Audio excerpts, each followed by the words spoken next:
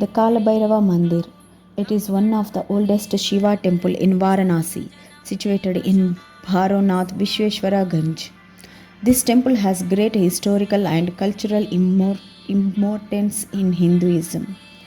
In the temple, the Bhairava wears a garland of skulls and carries a club of peacock feathers. The word Kal means both death and time.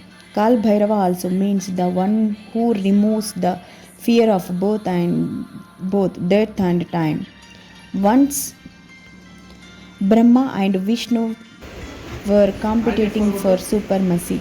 Then Shiva appeared as a powerful divine light between the two. An angry Brahma started at the pillar or light with his fifth head. The Kal Bhairava decapitated Brahma's fifth head. Then Kal Bhairava to go various places, but Brahma Hatya, the sin of beheading Brahma, personified.